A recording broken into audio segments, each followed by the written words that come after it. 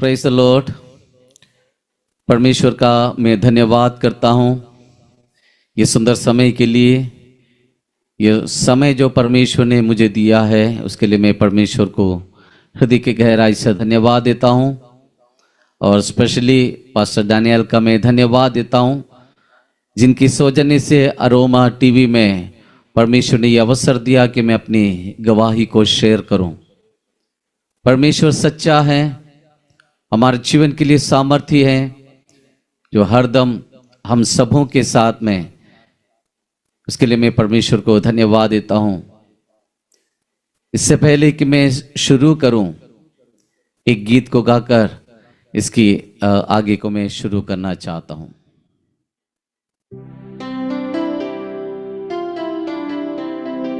Thank you Jesus. ये जिंदगी ये जिंदगी ये जिंदगी ये जिंदगी दी है मसीह ने मुझे, दी है मसीह ने मुझे। ये जिंदगी ये जिंदगी ये जिंदगी ये जिंदगी दी है मसीह ने मुझे, दी है मसीह ने मुझे।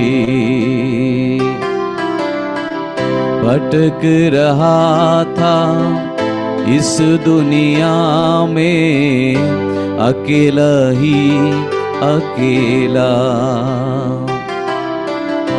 आंखों में आंसू टूटा हुआ दिल छोड़ गए सारे अपने।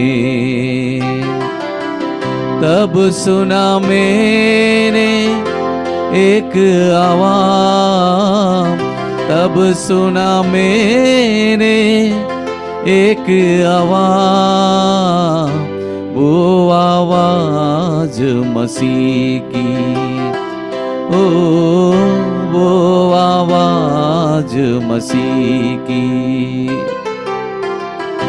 ये जिंदगी ये जिंदगी ये जिंदगी ये जिंदगी। हालेलुया। ये मेरी वास्तव में एक गवाही है। ये जिंदगी जो परमेश्वर ने मुझे दी है उसके लिए मैं परमेश्वर को धन्यवाद देता हूँ। मेरा जीवन के लिए मैं परमेश्वर को धन्यवाद देता हूँ। मेरा नाम एलेक्स ईजॉन है। मैं परमेश्वर की सेवकाई राजस्थान झालावाड़ नाम की जगह पर फिलाडेल्फिया फेलोशिप के साथ मिलकर के कर रहा हूँ। मेरी पृष्ठभूमि में क्रिश्चियन परिवार में एक मसीही सेवक के घर में मेरी पैदाइश हुई और वहाँ पर मेरी पालन पोषण हुआ और परमेश्वर ने अपने माता पिता के साथ मुझे भी इस्तेमाल किया। मैं उसके लिए मैं धन्यवाद देता हूँ। जीवन की इस दौड़ के अंदर परमेश्वर ने मुझे बहुत कुछ सिखाया। मेरे जीवन के अंदर आंसुओं भी है, खुशी भी है, और इन सब के बावजूद एक चीज को मैं जानता हूं, परमेश्वर मेरे साथ है। परमेश्वर की उपस्थिति के साथ परमेश्वर ने मुझे इस्तेमाल किया है।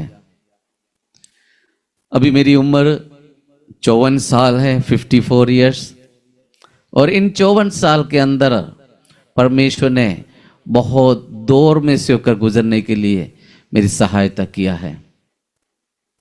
अच्छी बात भी है और निराशा की बात भी है, लेकिन सब जगह पर परमेश्वर एक सा मेरे जीवन में काम किया है। मेरे माता पिता शुरू से सेवकाई में, परमेश्वर की सेवकाई में हैं, और यहाँ नॉर्थ इंडिया आने से पहले वो लोग केरला के अंदर अपनी सेवकाई को करते थे। अच्छी सेवकाई जो परमेश्वर ने उन्हें दी है, अपनी सेवकाई को उन्होंने पूरा किया है और अलग अलग स्थानों पर उन्होंने अपनी सेवकाई दी है। और जहां जहां मेरे पिता और मेरी माता जहां सेवकाई के लिए जाते थे, वहां पर मुझे भी जाने का, मैं छोटा था, मुझे भी जाने का अवसर मिला। हर लोगों के साथ में हर जगह परमेश्वर की महिमा आत्मा और सच्चाई के साथ करने के लिए अवसर मिला। मैं परमेश्वर को धन्यवाद देता हूं। बचपन से लगाकर इस उम्र तक परमेश्वर मेरे जीवन के लिए सामर्थ्य बना रहा, सच्चा खुदा बना रहा। मैं परमेश्वर को धन्यवाद देता हूं। मैं अपनी गवाही छोटे से शब्दों में आपको बताकर बंद करना चाहूंगा। मैं छोटा शब्द बोलूं, लेकिन एक जिंदगी, 54 साल की जिंदगी कम समय नहीं है, उसको थोड़े समय पर खत्म करना बहुत मुश्किल है। ऐसे समय पर भी मैं पूरा कोशिश करूंगा, मैं अपनी समय जो परमेश्वर ने मुझे दिया है, समय पर मैं अपनी गवाही को शेयर करूं। बचपन से सेवकाई के साथ में, माता पिता के साथ में अलग अलग स्थानों पर पले बढ़े, अलग अलग स्कूल्स में पढ़े, सरकारी स्कूल में पढ़े, प्राइवेट स्कूल में पढ़े, लेकिन अलग अलग जगह पर ज़्यादा समय में लगातार किसी स्कूल में पढ़ नहीं पाया, क्योंकि पापा एक जगह से दूसरी जगह जैसे जैसे ट्रांसफ़र होते जाते उनके साथ मुझे भी भागना पड़ता। तो मेरी पढ़ाई अलग अलग स्थानों पर हुई है। सबसे पहले मुझे याद है, मैं जब पढ़ाई स्टार्ट किया था, मेरा हाथ पकड़ के मेरे गुरुजी ने मुझे ई ये सिखाया है केरला के अंदर। उन छोटे से उम्र के अंदर परमेश्वर ने वहां पर मुझे सहायता किया, मदद किया कि मैं प्रभु की महिमा के लिए आगे बढ़ूं। जब सबसे पहले मैं छोटा था, करीब 1.5 साल का था, हमने बहुत दुख झेले हैं, हमने बहुत भूख सहे हैं। मैंने अपनी जिंदगी के अंदर बहुत भूख, प्यासे, कपड़ों की कमी, निराशा, अलग अलग प्रकार की वादियां मैंने देखी है। मैं बिल्कुल छोटा था, लगभग 1.5 साल का। मेरे पिताजी मुझे बताते हैं, मैं अपनी जब तक मेरी समझ नहीं आए तब तक कि उन्होंने मुझे अपनी कहानी बताया है। मैं 1.5 साल का था, उस समय हम लोग केरला के एक स्थान पर परमेश्वर की सेवकाई करते हैं। कुमरगम नाम की एक जगह पर परमेश्वर की सेवकाई पापा और मम्मी करते थे। मैं अकेला उनके इकलौता बेटा था। सेवकाई करते करते पापा हर जगह बाहर जाया करते थे सेवकाई के संदर्भ में। अपने काम को करता, मैं और मेरी मम्मी, हम लोग घर पे ज़्यादातर रहते हैं। हमारे पास कोई गाड़ी नहीं, साइकिल नहीं, कोई मोटरसाइकिल नहीं। पापा जहाँ भी जाते हैं सेवकाई के लिए पैदल जाते हैं। इतना पैसे नहीं कि हमारे लिए अच्छे कपड़े ला के दे सके, इतना पैसे नहीं कि हम भरपूर हमारा पेट का पालन पोषण कर सके, इतना पैसा नहीं कि हम एक वाहन खरीद सके। ऐसे दौर में से जब होकर गुजरे, तो करीब 1.5 साल की मेरी उम्र होगी कि अचानक मेरे पिताजी, मेरे पापा जब सेवकाई करके लौटे, तो मैं घर के बाहर खेलते खेलते देखा कि मुझे बहुत भूख लगी। मैंने मम्मी से पूछा, मम्मी खाना, बोलना ढंग से नहीं जानता था, लेकिन जितना मुझे जानता था मैंने उतने से मम्मी से बोला मुझे भूख लगी है। मम्मी ने कुछ नहीं जवाब दिया।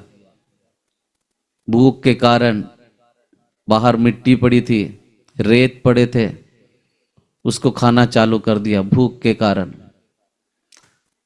थोड़ी देर में उसमें टेस्ट नहीं आया, तो उसमें टॉयलेट किया। उसकी टेस्ट के साथ में मैंने उस मिट्टी को खाया। जब मेरे पिता लौट रहे थे, मुझे मिट्टी खाते हुए देखे। उन्होंने बोला मेरे को, ये क्या कर रहा है, क्यों मिट्टी खा रहा है। मुझे डांटने के लिए, मुझे मारने के लिए हाथ उठाया, तो अचानक मेरे मुंह से निकल पड़ा, मम्मी खाना नहीं देती है। पापा को पता है घर में खाना नहीं है, मम्मी देती नहीं है ऐसा नहीं है, लेकिन खाना ही नहीं है घर पे। एक पल की रोटी नहीं है, एक पल की चावल नहीं है, अपने बेटे को देने के लिए कुछ भी नहीं है। वो प्रार्थना में है। पापा ने सीधे मुझे अपने गोद में लिया, मुझे ऊपर उठाया, परमेश्वर की ओर देखकर बोला कि प्रभु, ये बेटा तूने मुझे दिया है, या तो इसको आज इसी वक्त खाने को दे या इसको उठा ले। ये बोलकर मुझे अपने कमरे के अंदर लेके गए। कुछ ही क्षण वो हम तीनों मिलकर के प्रार्थना कर रहे थे। हम मिलकर के प्रार्थना कर रहे थे। प्रार्थना के दौरान दरवाजे पर एक नॉक मिला। अब उन्होंने नॉक किया तो पापा मम्मी ने दरवाजा खोला तो एक आंटी जी, एक माता जी कुछ एक टोकरी के अंदर कुछ सामान लेके खड़ी हुई है। तो मेरे मम्मी को बोला ये टोकरी नीचे उतरवा दीजिए। मम्मी ने उनके हेल्प करके टोकरी नीचे उतरवा दी। उसके अंदर बहुत सारे सब्जियां, चावल, दाल, पता नहीं बहुत सारे चीजें थी खाने की।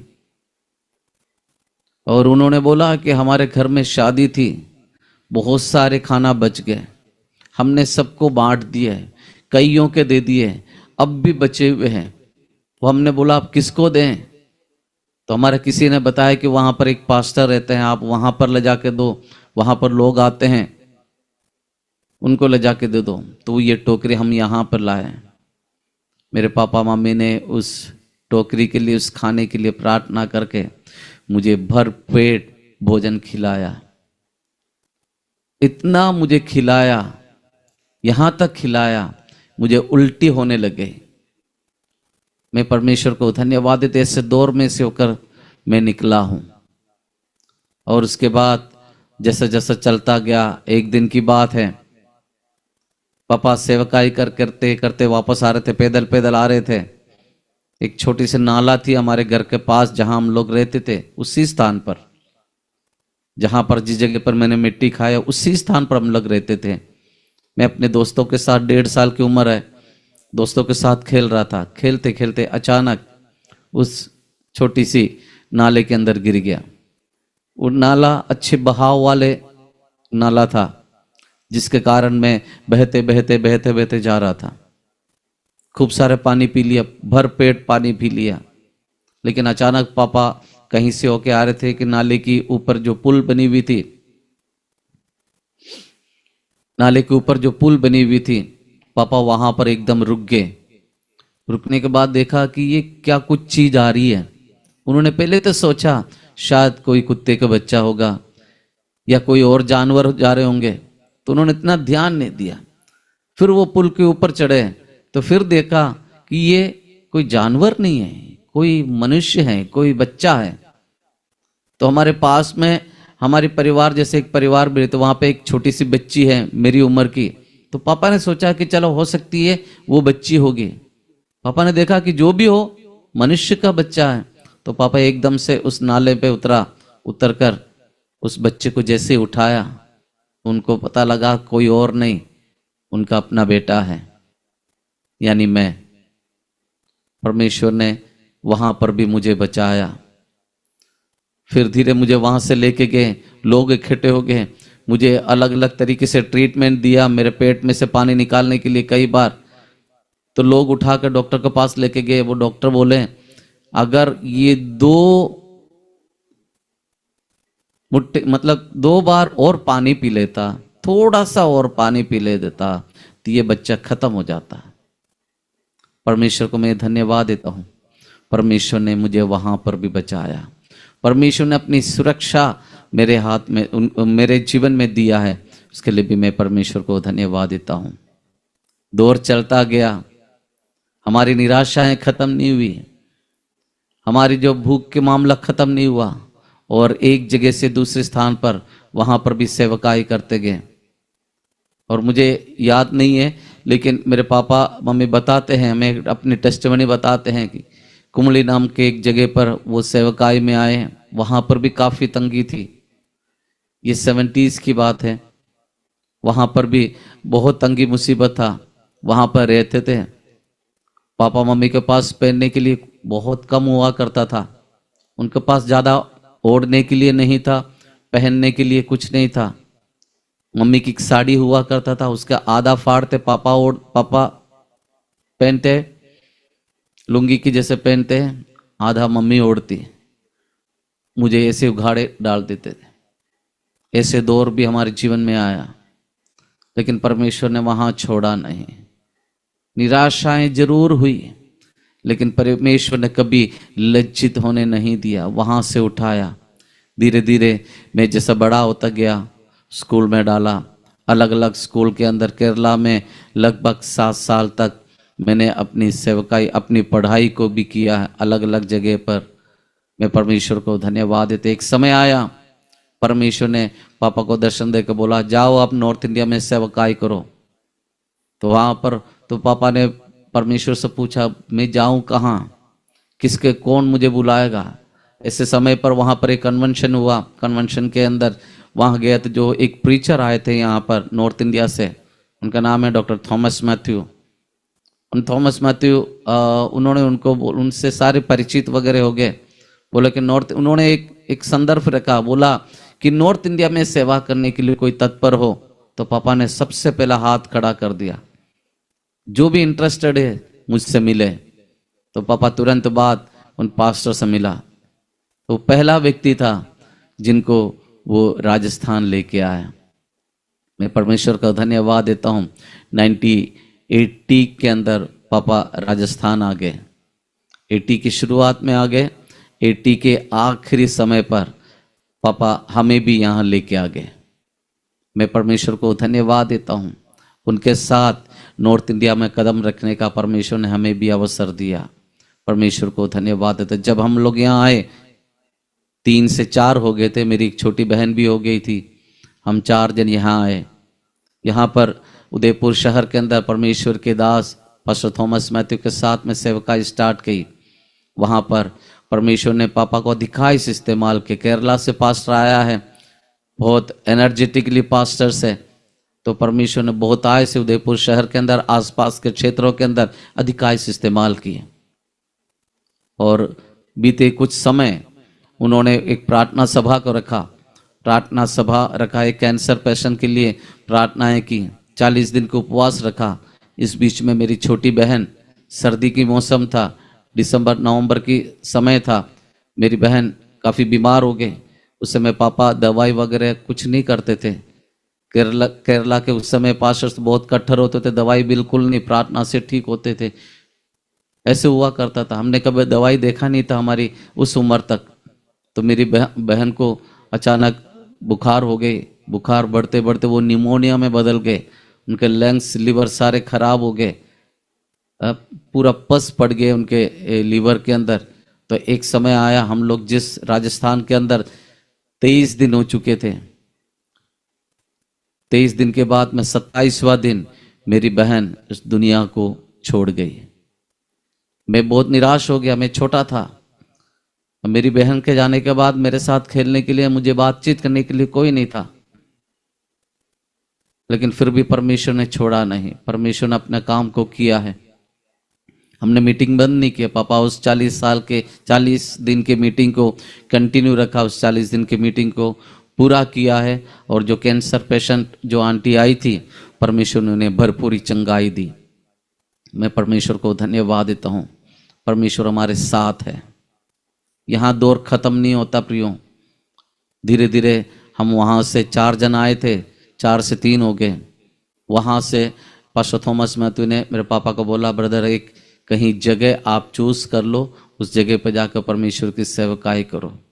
अब पता लगाया, धीरे धीरे पता लगाना, दरीबा माइंस करके एक जिंक स्मेल्टर है, वहाँ पर जगह खाली थी, वहाँ पर कोई पास्टर्स नहीं थे, वहाँ कम लोग थे, कंपनी में काम करने वाले थे। वहाँ काफ़ी साउथ इंडियंस भी हैं, काफ़ी क्रिश्चियंस भी हैं। वहाँ पर उस जगह पर पापा ने अपनी सेवकाई को स्टार्ट किया। और वहाँ आते आते मुझे भी स्कूल में भी एडमिशन दिया गया। हिंदी बिल्कुल नहीं जानता था, छोटा था, 9 साल का था, मुझे वहाँ पर एडमिशन भी दिया। मैंने एडमिशन भी लेकर वहाँ पर पढ़ाई स्टार्ट किया। पापा ने वहाँ अपनी सेवकाई को स्टार्ट कर ली और मैं अपनी 4th क्लास की स्टडी वहाँ से स्टार्ट किया। परमेश्वर को धन्यवाद देता हूँ। धीरे धीरे समय बीतता गया, हम 3 जन रह गए और परमेश्वर की महिमा में आगे बढ़े। एक दौर ऐसा आया कि मेरी मम्मी की तबीयत भी अचानक बिगड़ती जा रही थी। उनको अस्थमेटिकली हल्का सा प्रॉब्लम हो गई, धीरे धीरे हल्की हल्की स्टार्ट हो गए। उसके बाद में हम लोग उदयपुर शहर के अंदर, किसी ने पापा को बताया कि ब्रदर यहाँ पर एक सिस्टर है, वो ज़्यादा सीरियस है, हॉस्पिटल में एडमिट है, उनके लिए प्रार्थना करने के लिए आना है। तो हम तीनों वहाँ चले गए। हॉस्पिटल के अंदर 4th फ्लोर के अंदर वह आंटी को एडमिट कर रखी थी। हम लोग वहाँ पर चले गए उनसे मिलने के लिए। इसी दौरान मेरी मम्मी की तबीयत ज़्यादा खराब हो गई। स्टेयर चढ़ चढ़ के ऊपर जैसे पहुँचे, मेरी मम्मी बिल्कुल विवश हो गई। मम्मी की हालत बहुत खराब हो गई। जिस पेशेंट को हम लोग देखने गए, उस पेशेंट के पास में पहुंचकर मम्मी खुद एक पेशेंट बन गई। मम्मी को पास वाला बेड दिया गया। डॉक्टर चेकअप करके बोला कि ये बहुत सीवियर है, इनका एस्थमेटिकली बहुत प्रॉब्लम है, इनको पूरा टेस्टिंग करना पड़ेगा, ऑपरेट करना पड़ेगा। 15 दिन वहाँ पर रखे, सारे उनका ट्रीटमेंट हुआ लेकिन ठीक नहीं हुआ। आखिरी उनकी स्थिति बिगड़ती चली गई। उनको रेफर कर दिया गया जयपुर शहर में। जयपुर में एक ही डॉक्टर, पूरे राजस्थान के अंदर सिर्फ हार्ट के काम करने वाले या लीवर के काम करने वाले सिर्फ एक ही डॉक्टर है, जो महीने में एक बार आता, हफ्ते भर के लिए, 1 वीक के लिए आता है। वो जिस दिन आएगा ऑपरेट करेंगे, उस समय आप उनको जयपुर लेके जाना। वो डॉक्टर जिस समय आया, उनसे अपॉइंटमेंट लिया, मेरी मम्मी को जयपुर हॉस्पिटल के अंदर रेफर कर दिया गया। हम तीनों जयपुर के अंदर आए। मेरी मम्मी की ट्रीटमेंट हुई। करीब करीब 10 से 12 दिन के अंदर ट्रीटमेंट होने के बाद, ऑपरेशन भी होने के बाद, उनके वाल्व चेंज कर दिया गया। उसके बाद करीब 7 दिन वो वेंटिलेटर पर रहें, आईसीयू में रहें, लेकिन 7वां दिन उन्होंने भी हमें अलविदा कह दिया और प्रभु के पास चली गई। हम 3 जन, फिर 2 जन, 4 जन राजस्थान में आए। शुरुआत में 1 जन चले गए, उसके बाद में 3 जन रह गए। 3 से अब 2 हो गए। बहुत निराश हो गए। मेरे साथ साथ मेरे पापा बहुत निराश हो गए। उनको खाना बनाना नहीं आता, किसी को संभालने नहीं आता, मुझे संभालना भी नहीं आता, कपड़े धोने नहीं आते, सब कुछ बहुत नील के बराबर थे, ना के बराबर थे। मैं और मेरा पिता, हम दोनों साथ साथ रहने लगे। उनको सेवकाई के लिए जाना होता था, कई बार मुझे अकेले छोड़ के चले जाते थे। मैं अकेला घर में रहता था। कभी कुछ मिलता, कभी कुछ नहीं मिलता। कभी दोस्तों के चक्कर लगाते हैं, कभी किसी के चक्कर लगाते हैं, कहीं कुछ मिल जाते तो खा लेते हैं, नहीं तो भूखे रह जाते हैं। ये दौर चलता रहा, कम से कम 3 साल ऐसा चला। मेरी मदर की डेथ 1983 को हुई। मेरी छोटी बहन की डेथ 1981 को हुई। उसके बाद हमारी ज़िंदगी ऐसे चलती रही। 2 साल बाद, 3 साल बाद पापा ने देखा कि ये बच्चा बहुत परेशान और कमज़ोर होते जा रहे हैं। पढ़ाई में भी बहुत कमज़ोर हो गए, क्योंकि जो अच्छा पढ़ाई करता था, पढ़ाई करने के लिए उनके पास है ही नहीं। पापा खुद वहाँ नहीं रहते हैं, कौन उनको पढ़ाए, कौन उनको देखभाल करे, ऐसे सिचुएशन में था। लेकिन पापा के रिश्तेदारों ने, हमारे रिलेटिव्स ने, कई लोगों ने पापा को फोर्स करके बोला कि अपने बेटे की ज़िंदगी के लिए वापस विवाह कर लो। तो पापा की अच्छी उम्र पर, ज़्यादा उम्र नहीं थी पापा के, पापा ने सेकंड मैरिज किया, मेरे लिए एक मम्मी को लेके आए। मैं परमेश्वर के नाम में बहुत खुश हुआ। जब मेरी मम्मी, नई मम्मी जब आई है, तो मैं 9th क्लास में पढ़ाई कर रहा था। मुझे बहुत खुशी मिली, बहुत खुश हुआ मैं, क्योंकि मैंने मन के अंदर सोचा कि प्रभु अब मुझे अच्छा खाना मिलेगा, मुझे अच्छा खाने को मिलेगा, अब मुझे खूब भरपेट खाने को मिलेगा। मैंने और कुछ नहीं सोचा, मुझे भरपेट खाने को मिलेगा। अब मुझे भूखा रहना नहीं पड़ेगा, भूखा नहीं सोना पड़ेगा, किसी के घर दर दर भटकने नहीं पड़ेगा, किसी के सामने हाथ भीख मांगने, हाथ जोड़ने नहीं पड़ेंगे। परमेश्वर ने मुझे एक अच्छी माँ दी, और उसके बाद मैं परमेश्वर में बढ़ता गया, धीरे धीरे बढ़ता गया। 1 साल बाद परमेश्वर ने एक भाई भी मुझे दिया। मैं धन्यवाद देता हूँ। जहाँ सब कुछ खो गया था, वापस परमेश्वर ने हमें लौटा दिया। जहाँ 2 था, हम लोग 4 थे, 4 से 2 हो गए। अय्यूब के समान परमेश्वर ने हमें जीवन में हमारे लिए फिर से एक नई जिंदगी डाली। हमें फिर से जो कुछ हमें खोया था परमेश्वर ने फिर से लौटा दिया। मैं परमेश्वर को धन्यवाद देता हूँ। धीरे धीरे हमारी ऐसी संगति चलती गई। एक समय आया, मेरे माता पिता उनका ट्रांसफ़र होकर दूसरे जगह चले गया। मैं एक अच्छा स्पोर्ट्समैन था। स्कूल के अंदर मैं अच्छा बैडमिंटन खेला करता था, स्टेट खेला करता था, नेशनल खेलने का अवसर मुझे मिला। मेरी फ़ोटो, मेरी वीडियो, मेरे खेलते हुए चीज़ लोग वीडियो पे देखते थे। उस समय दूरदर्शन ही हुआ करता, दूरदर्शन पे देखते थे। ऐसे दौर भी होता। करीब करीब 4 साल तक मैं इस खेल जगत में था। खेल के कारण मुझे वहाँ पर जिंक स्मेल्टर में नौकरी भी मिली। मुझे खेलना था। अब खेल के चक्कर में मुझे पैसे भी मिलते थे। खेलने जहाँ जाते मुझे अच्छे होटलों पे ठहरा, अच्छा खाना भी मिलता था, सब कुछ अच्छा था। लेकिन धीरे धीरे जिस प्रभु ने मुझे यहाँ तक लेके आया, उस प्रभु को मैं भूल गया। पैसे के घमंड मेरे अंदर आ गया। माता पिता के साथ अलग हो गया। मैं अलग रहने लगा। वहाँ पर मेरी जिंदगी थोड़ी बिगड़ती चली गई। समय का दौर बिगड़ता गया, मुझे चेंज करता गया। मेरे दोस्त लोग मेरे साथ में रहते थे, रात दिन मेरे साथ में रहते थे। मेरी जिंदगी फिर खराब होती गई। फिर सिगरेट पीना, शराब पीना, इस लत के अंदर आ गया।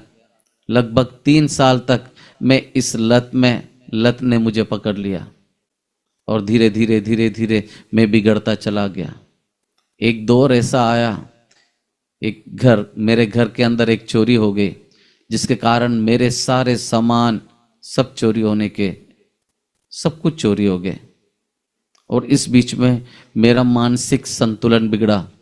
अब मैंने जितना कुछ कमाई की थी, जितना कुछ मैंने इकट्ठा किया था, पल भर के अंदर सब कुछ खत्म। मैं वहां पर एक पागल जैसा बना। मैं सड़क पर निकला, रास्ते में पैदल पैदल चलता गया।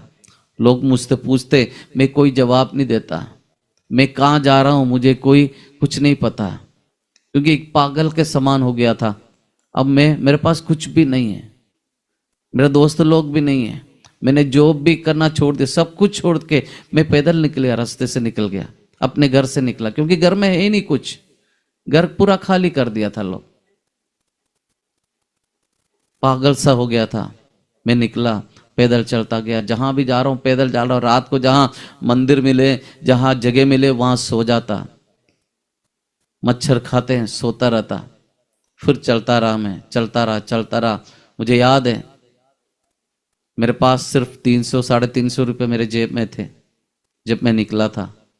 अच्छी कमाई करने वाला था मैं, लेकिन सब कुछ छोड़ छुड़ा के मानसिक संतुलन बिगड़ने के साथ साथ मैं चलता गया।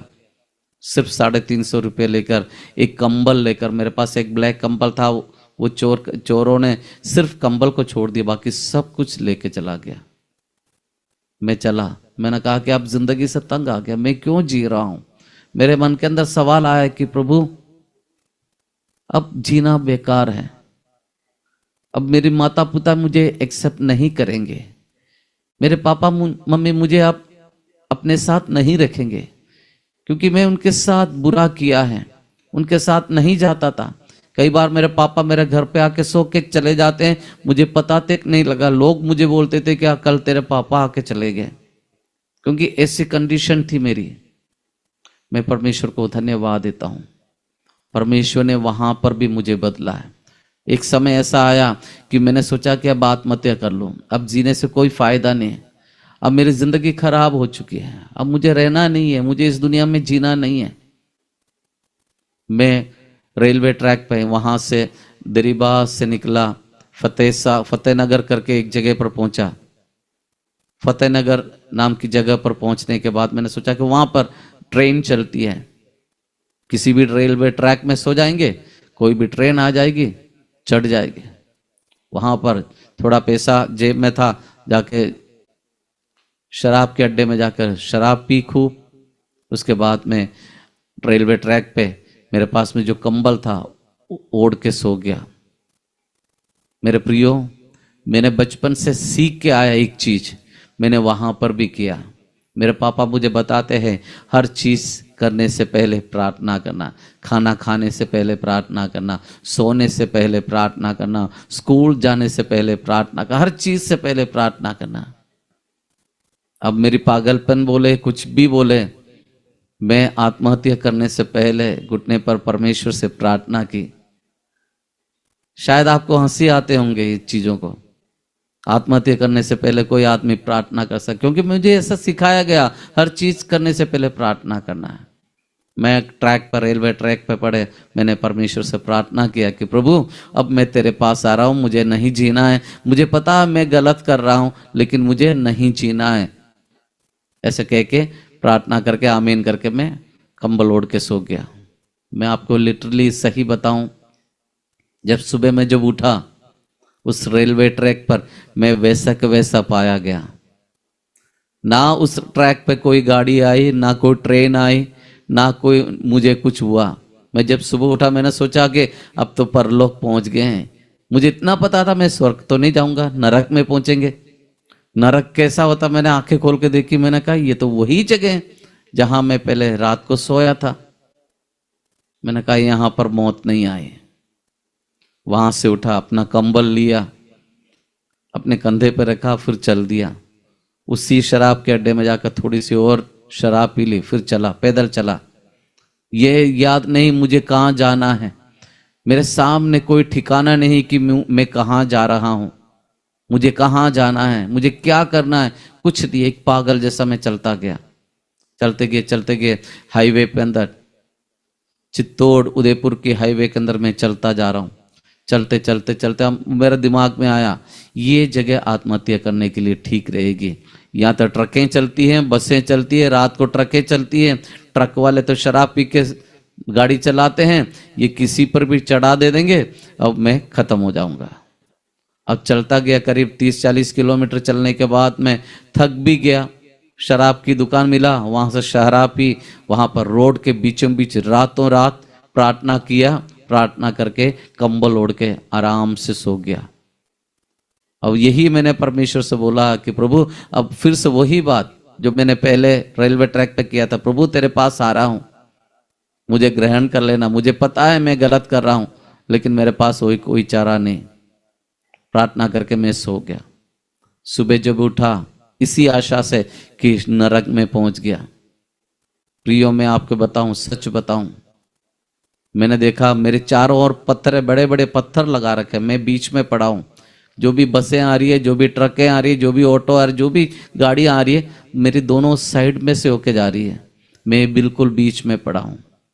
वहां पर भी मुझे मौत नसीब नहीं हुई।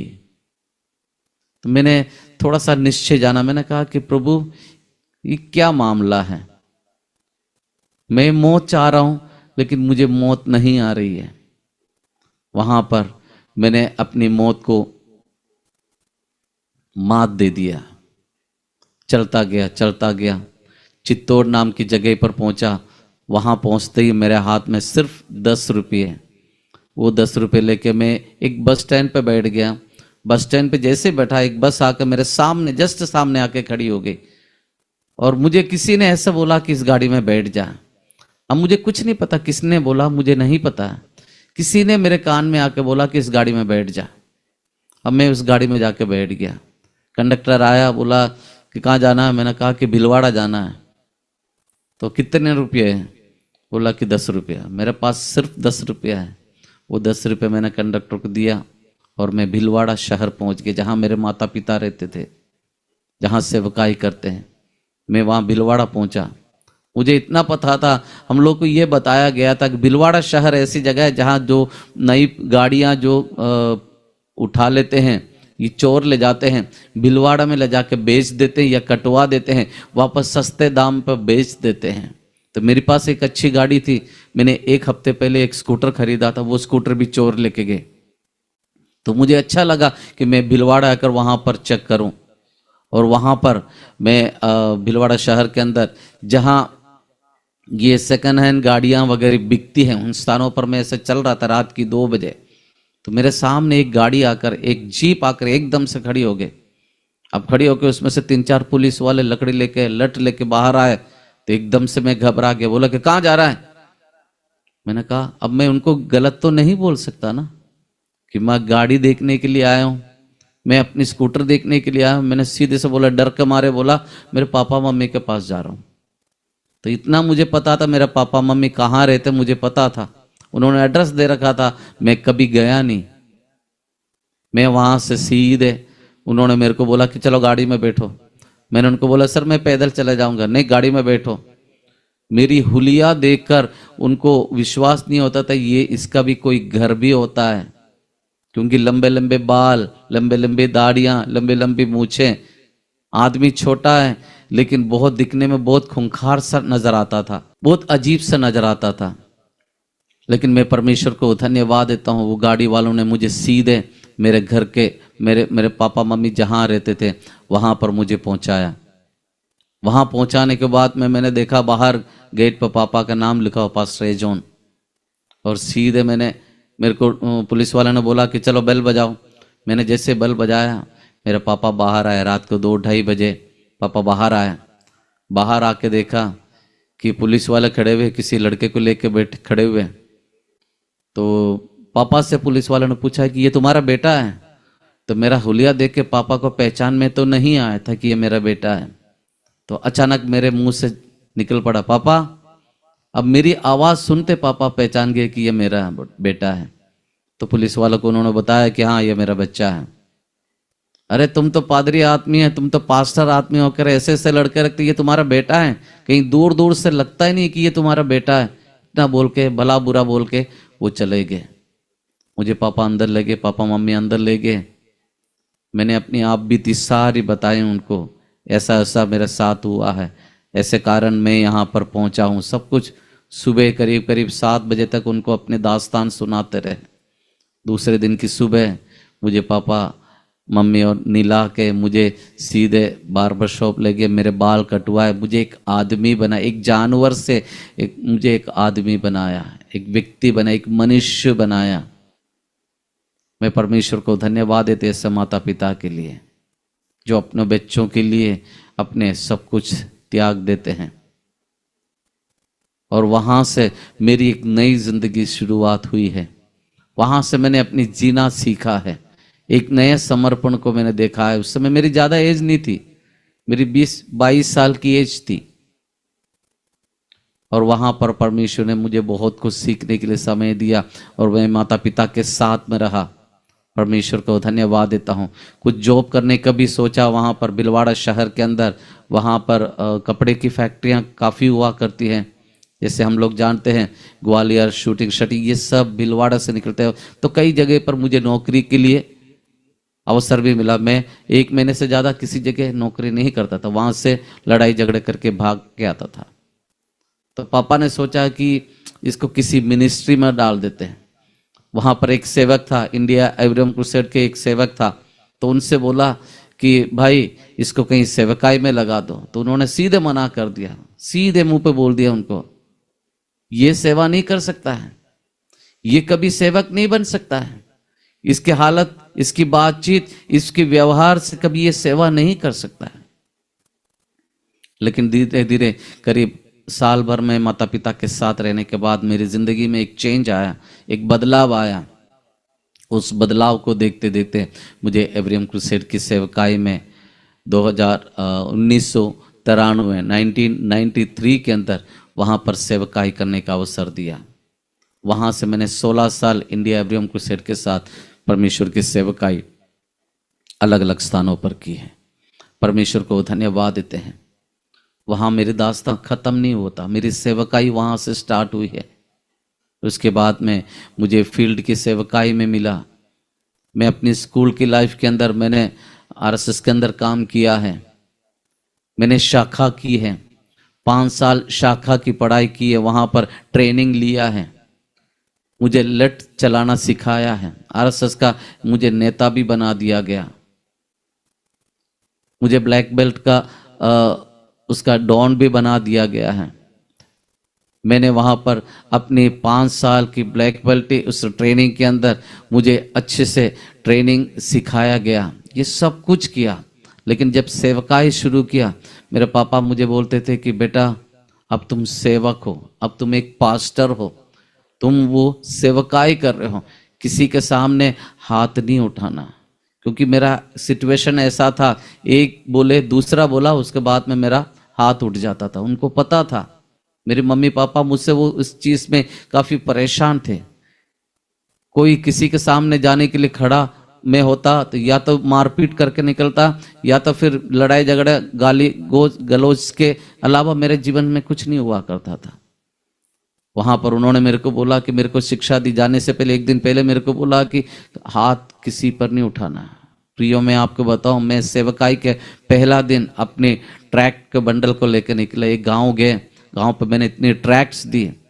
उस ट्रैक के अंदर मेरे पास जितने ट्रैक थे, लगभग 12,000 मेरे पास ट्रैक था। हमने सारे बांट दिया, 3-4 गांव के अंदर सारे हमने बांट दिया। बांटने के बाद हम आखिरी में एक गांव के बाहर जैसे आया तो हमने देखा 8-10-15 लड़के खड़े हुए हैं।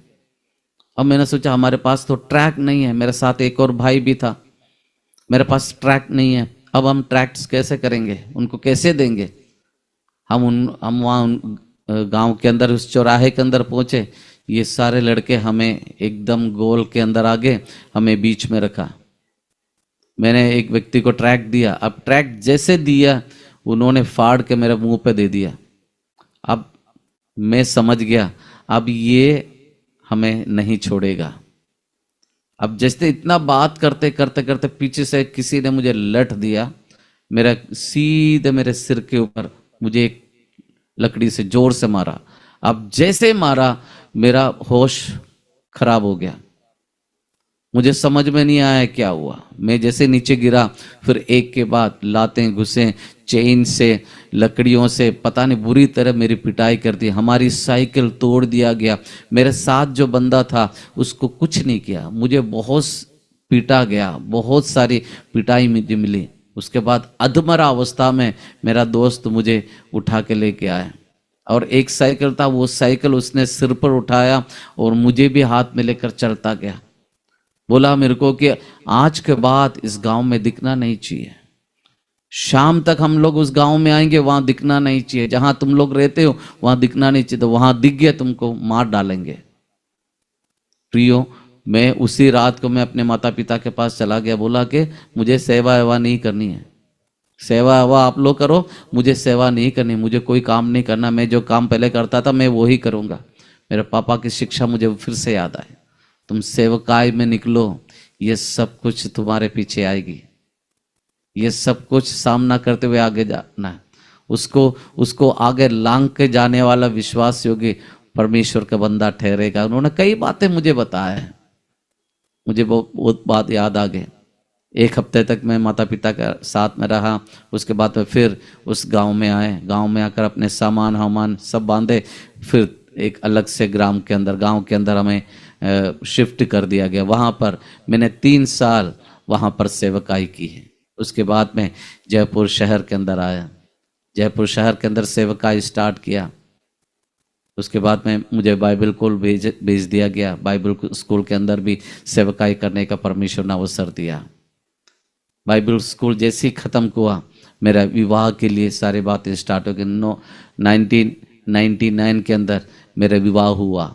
विवाह के लिए भी ये मामला था कि मैंने सोचा कि प्रभु मुझे कौन लड़की देगा, मैं छोटा दुबला पतला सा आदमी, काला सा आदमी, मुझे कौन लड़की देगा। मेरे अंदर एक भावना थी है, मुझे कौन लड़की देगा, मेरी शादी भी होगी। मुझे पसंद नहीं था, क्योंकि जो लोग अगर बोलते तो मैं उनको ये बोलता कि यार मुझे कोई लड़की नहीं देगा, मेरे साथ कोई लड़की आने के लिए कोई कमाई नहीं है। हम सेवकाई में हम लोग को ज़्यादा पैसे नहीं मिलते थे, इस पैसे में कौन हमें लड़की देंगे, कौन कोई सेविका को, कोई अपनी बच्ची को कौन देगा, क्यों देगा, ऐसे दौर के अंदर था। लेकिन परमेश्वर अपने उत्तम प्रतिज्ञाओं को हमारे जीवन के लिए करता है। 1999 फरवरी के अंदर मेरा विवाह हुआ केरला के अंदर। मेरी कुटी नाम की एक सिस्टर के साथ, एक बहन के साथ मेरा विवाह हुआ। और मार्च के अंदर 99 मार्च के अंदर हम लोग राजस्थान आए। विवाह से पहले मैंने क्वेश्चन किया कि मेरे पास ज़्यादा तनख्वाह नहीं है, मैं एक सेवकाई करता हूँ, मेरे पास ज़्यादा पैसे नहीं हैं। राजस्थान ऐसी जगह है जहाँ आपको कष्ट और दुख मिलेंगे, आपको यहाँ की जैसी, केरला की जैसे आपको आनंद तो नहीं मिलेगी। आप तैयार हो? उन्होंने हाँ के अलावा और कुछ नहीं बोला और मुझे बहुत अच्छा लगा। और मेरा विवाह होने के बाद हम लोग राजस्थान वापस अपने क्षेत्र के अंदर आए। हमने काफ़ी साल सेवकाई की। उसके बाद 2 बेटियां परमेश्वर ने मुझे दिया। हम चलते गए परमेश्वर की सेवकाई करता गया। एक दौर आया कि हमें भी इच्छा होती है कि हमारे पास गाड़ी हो। परमेश्वर ने हमें गाड़ी दी है। उसके बाद हमारी इच्छा हो गई हमारे 4 पहिया गाड़ी चाहिए। प्रभु ईश्वर ने हमें 4 पहिया गाड़ी भी दिया, कार दी है। उसके बाद हमारी इच्छा हो गई परमेश्वर हमें एक घर दे। 2018 में परमेश्वर ने हमें एक घर जयपुर के अंदर भी दिया। हम परमेश्वर को धन्यवाद देते हैं। धीरे धीरे दौर चलता गया। कोरोना के समय आया, हमारे जीवन में एक बड़ी तूफान आया। मेरी 2 बेटियां बड़ी बड़ी जो पढ़ाई करती थी, एक 12th के अंदर, एक 8th के अंदर। अब पढ़ाई के दौरान हमारे ऊपर भी 2021 के अंदर, 2021 के अंदर कोरोना की सेकंड वेव आया। हमारे परिवार ने भी हमें झंझोड़ दिया। हम चारों को कोरोना का अटैक आया। कोविड हम चारों को हो गए। मुझे सबसे पहले हुआ, मुझे हेवी हो गया। उसके बाद में मेरी बड़ी वाली बेटी को हुआ। तीसरी बार मेरी पत्नी को हुआ। मेरी छोटी वाली बेटी को हुआ होगा लेकिन टेस्टिंग नहीं हो पाया। टेस्टिंग के बाद पता लगा हम 3 जन पॉजिटिव में हैं घर के अंदर। उस समय मैं स्कूल में जॉब भी करता था। एक म्यूज़िक टीचर होने के नाते मुझे म्यूज़िक में भी बड़ा इंटरेस्ट था। जब मैं बचपन में था मैं कुछ न टेबलें बजाया करता था, जो भी चीज़ें मिलता था मैं बजाया करता था। हमारे घर के अंदर कुर्सियाँ, प्लास्टिक की कुर्सियाँ होते थे तो उसमें अलग अलग साउंड आता, तो मैं उसको अलग अलग उसमें बजा बजा कर ड्रम बजाना सीख लिया, हारमोनियम बजाना सीख लिया, पियानो बजाना सीख लिया, गिटार बजाना सीख लिया। वेस्टर्न इंस्ट्रूमेंट लगभग 7-8 इंस्ट्रूमेंट सीखने के लिए परमेश्वर ने मेरी सहायता। मेरा गुरु और कोई नहीं, मेरा परमेश्वर है। मुझे किसी ने सिखाया नहीं, परमेश्वर का अनुग्रह से ये सीखने के लिए परमेश्वर ने मुझे सहायता, मदद किया। इसी के साथ एक स्कूल में भी मुझे जॉब मिला म्यूजिक सिखाने के लिए। 2020 के अंदर मुझे जयपुर शहर के अंदर बेस्ट म्यूजिक टीचर का अवार्ड भी दिया गया, जहां 3000 स्कूल के अंदर इतने म्यूजिक टीचर्स के अंदर एक मुझे परमेश्वर ने वहां पर उठाया, जो कुछ भी नहीं था। जहां मैं जीरो था, मैंने कुछ सीखा नहीं था, वहां पर परमेश्वर ने मुझे उठाया। मैं सारे श्रेय परमेश्वर को देता हूँ। परमेश्वर को मैं धन्यवाद देता हूँ क्योंकि मेरा परमेश्वर सच्चा है, हमें लज्जित नहीं होने दिया है। हालेलुया। और मैं आपको बता रहा था कोरोना के टाइम में हमारे घर के अंदर कोविड आ गया, मेरे बच्चों को आ गया, मुझे आ गया। हम सब क्वारंटाइन घर के अंदर। धीरे धीरे समय बीतता गया। हमारा जो बैंक बैलेंस था, जो पैसे थे, धीरे धीरे समाप्त होते गए। 1 महीना, 2 महीना, 3 महीना, 4 महीने में जितना पैसा था सब कुछ खत्म होते गए। एक दौर ऐसा आया, मई महीने 2021 मई महीने के अंदर, अप्रैल महीना लास्ट के अंदर, हमारे जिस चर्च में मैं रिलेटेड रखता हूँ, जिस चर्च में मैं जाता हूँ, उस चर्च में इतने सारे लोग प्रभु में सो गए। कोरोना के कारण, कोविड के कारण कई लोग परमेश्वर के पास चले गए। इसी बीच हमारी जिंदगी के अंदर एक बड़ी तूफान आया। हमको भी कोविड ने झकझोर दिया और मेरी पत्नी थोड़ी अस्थमैटिकली बीमारी थी, उसको भी कोविड ने पकड़ लिया। दूसरों के लिए खूब भाग दौड़ किया मेरी पत्नी ने। जहां हमारे पड़ोस में एक विश्वासी बंदा परमेश्वर के पास चले गए, उस परिवार के लिए खूब वो अपनी सेवकाई दी है। अस्थमैटिक होने के बाद भी उन्होंने पूरी भाग दौड़ की उस परिवार को संभाल। इस बीच में हमारे जिस घर हमने लिया है उस घर में लिफ्ट नहीं है, ऊपर नीचे 2nd फ्लोर पे, ऊपर नीचे डेली कम से कम 20 से 25 बार आना जाना हुआ करता था। इस कोविड होने के बावजूद भी उन्होंने इस परिवार की खूब मदद की, लेकिन इस बीच में उनकी तबीयत और ज़्यादा खराब होती गई। मई महीने के 3 तारीख को कोविड ने उनको बहुत जोर से जकड़ लिया है। वो बिस्तर पर आ गई, लेकिन वो ज़्यादा चिंता मेरी और करते थे कि हम लोग किसी को बोलते थे, किसी को फ़ोन करते थे कि हाँ अब कुछ भी हो जाए, हम लोग तो प्रेयर कर रहे हैं, परमेश्वर की जो भी इच्छा होगा पूरा होगा। हमारे पास पैसे सब कुछ खत्म हो गए थे। तो 2021 5 मई को कोविड हम सबको हो गए, हम लोग पॉजिटिव पाए गए, हम लोग क्वारंटाइन में। अब उसके बाद में कई लोगों ने बोला जाके एक बार टेस्ट कराओ। हमने बोला कि टेस्ट करने के लिए हमारे पास पैसे नहीं है। 5 तारीख को, मई 5 तारीख 2021 को हम लोग बहुत परेशानी में आ गए। मेरी पत्नी की हालत बहुत खराब हो गई।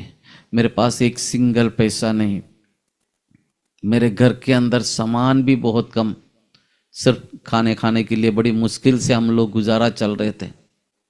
ऐसे दौर के अंदर हमने देखा है, और ऐसे समय के अंदर मैंने अपनी पत्नी को मरता हुआ देख नहीं सकता था। मैंने सोचा कि अरे यार ये तो घर में ख़त्म हो जाएगी, मेरी पत्नी यहाँ घर में ख़त्म हो जाएगी। मेरे अंदर, क्योंकि हम लोग भाग दौड़ करते हैं, हमारे अंदर थोड़ी इम्यूनिटी है, लेकिन मेरी पत्नी बीमार भी है, अस्थमैटिकली भी है। मैंने कईयों के सामने अपने हाथ को फैलाए, जहां से मुझे कुछ मिलेगा। मुझे एक पैसा कहीं से नहीं मिला, एक सिंगल पैसा मुझे कहीं से नहीं मिला, क्योंकि उस समय सबकी स्थिति ऐसी थी। किसी के पास सैलरी नहीं, किसी के पास पैसा नहीं। किसी से अगर 1000 रुपये भी मांगे हम लोग, बोला कि भैया हमारे पास नहीं है, हमारे घर में ये स्थिति है। हम किसी के सामने पैसे मांगने के लिए भी हमें शर्म आते हैं, लेकिन हमारी स्थिति इतनी खराब थी। मैं जिस स्कूल में काम करता था वहां पर एक मलयाली मैडम थी, तो मैंने उनको बताया कि मेरी वाइफ की ऐसी हालत खराब है। तो 5 तारीख को शाम को उनका फोन आया। उन्होंने पूछा कि कैसी है सिस्टर की तबीयत कैसे है। मैंने कहा कि मैम बहुत खराब है, आप टेस्ट क्यों नहीं करवाते हो। तो मैंने बोला कि मैम हमारे पास में इतना पैसा नहीं, टेस्ट के लिए कितने पैसे लगेंगे। हालांकि उनका पति वहां पर बीमार पड़े हुए हैं। उन्होंने बोला कि मैंने उनको बताया कि लगभग 2000 रुपया इनके वो टेस्ट करने के लिए लगेंगे, उसके बाद में जो दवाई का खर्चा होगा। उन्होंने मेरे को 2000 रुपये, आपको गूगल पे नंबर दो, मैंने गूगल पे नंबर दिया। उन्होंने 2000 डालने के लिए बोला। तो उनका हस्बैंड जो बीमार थे, उन्होंने बोला कि उनको 2000 नहीं, उनको 5000 दो, पहले वो टेस्ट करने दो, उनको टेस्ट करने दो। उन्होंने 5000 रुपये मेरे इसमें डाला। उसी शाम को करीब 6 बजे के आसपास मैं अपनी पत्नी को लेकर हॉस्पिटल गया, उनके टेस्ट वगैरह कराया। तो उसमें टेस्ट के अंदर तो बहुत बुरा स्थिति। वहाँ पर वो जो लैब टेक्नीशियन था, उन्होंने बोला कि इनकी तो हालत बहुत ख़राब है, अब इनके बचने की कोई उम्मीद नहीं है। इनके तो लंग्स खराब हो गए, इनके तो लिवर खराब हो गए, सब कुछ डैमेज हो गए, अब इनकी कोई बचने की उम्मीद नहीं। एक पति को अपनी पत्नी का समाचार सुना रहा है कोई व्यक्ति, आपकी पत्नी नहीं बच पाएगी। मेरा दिल इतना टूट गया, प्रभु हमारी जिंदगी इतनी है क्या, हमारे जीवन इतनी है क्या। हमने 22 साल गुजारे हैं, ये 22 साल इतने ही है क्या हमारी जिंदगी। मेरे बच्चे छोटे छोटे हैं, कोई समझदार नहीं है।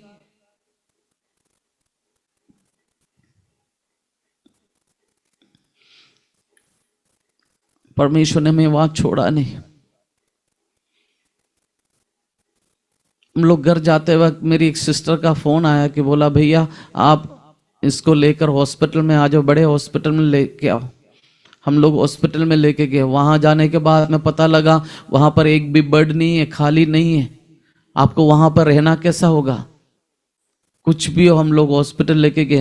हॉस्पिटल जाने के बाद में पता लगा यहाँ पर कोई किसी का डेथ हो जाते हैं, वो बेड फ्री हो जाते हैं तो वो मिलता है। तो उसके लिए पहले सैकड़ों लोगों ने पहले से अप्लाई कर रखा है। उसके बीच में हम लोग बीच में जाएंगे, हमको थोड़ी मिलेंगे, पहले उनको देंगे। लेकिन कुछ भी हो, वहाँ पर जो डीन था, जो हमारी जानकार भी था, हमारी सिस्टर की जानकारी में था, उन्होंने बोला कि अभी एक बेड खाली हुआ है, किसी के डेथ हुआ, वो बेड खाली है, आप तुरंत उस बेड पे चले जाइए। मैं अपनी पत्नी को लेकर 6 तारीख को उस बेड पर चला गया।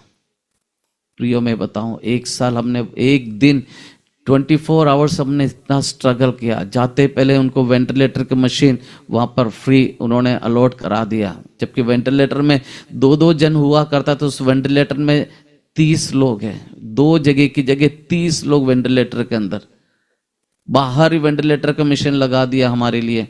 और हमको वार्ड जो दिया गया था उसके अंदर 34 लोगों की जो बेड की जगह थी, करीब 150 लोग उस रूम के अंदर। आप सोच सकते हैं ऐसे दौर के अंदर हमने जीवन जिया है। 6 तारीख को शाम को हमने वहाँ उनको ऑक्सीजन दिया, वेंटिलेटर की मशीन लगाया है। 7 तारीख पूरे दिन भर चला।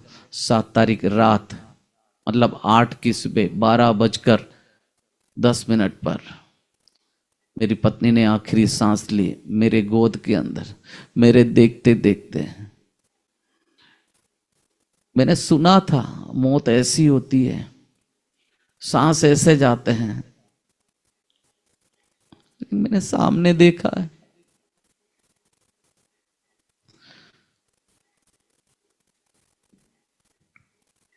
अपनी पत्नी का सांस जाते हुए मैंने खुद देखा है।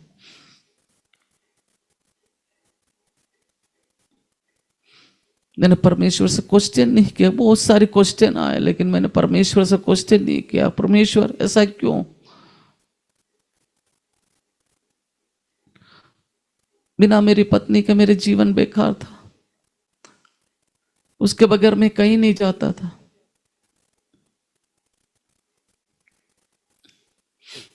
वहां परमेश्वर ने मुझे हिम्मत दिया, मुझे बल दिया है, मुझे ढाढ़स दिया है।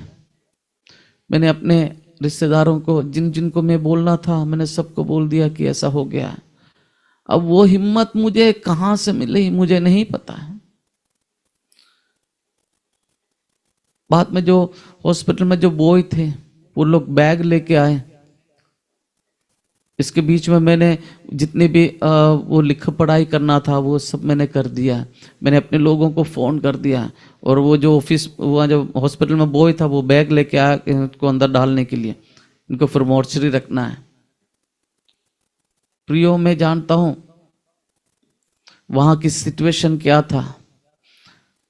और वो आया, बोला कि इनको ऐसे लिटाकर, इसको लिटाकर इनको पैर पकड़ के इनको इसमें डालो, जमीन के नीचे डालो। मैंने कहा ये अब भी डेथ हुई है, ये एक मनुष्य है, अभी तो इनके डेथ हुई है, इसका मतलब ये थोड़ी कि तुम लोग मर्जी आए जैसे करो।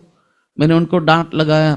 फिर मेरे एक मित्र था वो भी मेरे साथ आए, हम दोनों ने मिल करके इस बैग के अंदर मेरी वाइफ के बॉडी को रखा। हमने फिर मोर्चरी में रख दिया है। मैं परमेश्वर को धन्यवाद देता हूँ, वहां पर परमेश्वर ने मुझे विचलित नहीं होने दिए। मेरी सिचुएशन बहुत खराब था, कोविड, मुझे भी बहुत हाई फीवर था ऐसे दौर के अंदर। अब जैसे मेरी पत्नी की सांस चली गई, मैंने परमेश्वर से पूछा, मैंने कहा प्रभु अब मैं अपने बच्चों को क्या बोलूंगा? मैंने बच्चों को यह आश्वासन देखा मम्मी की ट्रीटमेंट करके हम लोग वापस लौटेंगे, अब मैं क्या बोलूंगा मेरे बच्चों के जाकर? हम लोग वहां पर मोर्चरी में रखकर फिर घर गए।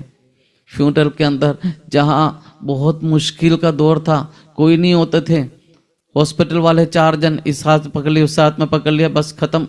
उनको दफनाने की यही विधि हुआ करती थी उस समय, ज्यादा लोग नहीं हुआ करते। तो वहां पर परमेश्वर ने मेरी पत्नी के इस फ्यूनरल के अंदर काफी, कम से कम 30 से 40 लोग आने के लिए सहायता मदद किया। अच्छे से एक सेंड ऑफ देने के लिए परमेश्वर ने हमारी सहायता मदद की है। ऐसा दिन चलता रहा चलता रहा चलता रहा। मैंने इस मौत की वादियों में से होकर गुजरा हूं। मेरे घर के अंदर मेरा 3 मौत मैंने देखे, मेरी बहन की, मेरी माँ की, मेरी पत्नी की। ये सब कुछ मेरे जीवन के अंदर से होकर निकला। मैं बहुत परेशान हो गया था। मैं डिप्रेशन में आते आते परमेश्वर ने मुझे संभाल लिया। मैं स्कूल जाता, वापस आकर मैं अपने घर में रहता, टीवी ऑन करता, मैं टीवी देखता रहता, लेकिन टीवी में क्या हो रहा मुझे कुछ याद नहीं, क्योंकि मैं ऐसे क्या बोलूं एक बिल्कुल डिप्रेशन के अंदर आ चुका था मैं। मेरे बच्चे मेरे घर के अंदर, वो अपने रूम के अंदर। धीरे धीरे धीरे समय बीतता गया। मेरा माता पिता मेरे को बार बार बोलते हैं, 1 साल तक उन्होंने कुछ नहीं बोले। 1 साल बाद मेरी मम्मी मेरे पापा ने बोला कि बेटा आप ज़्यादा एज तो नहीं है, एक दूसरा विवाह कर ले। मैंने कहा नहीं, अब दोबारा ये शब्द बोलना नहीं है।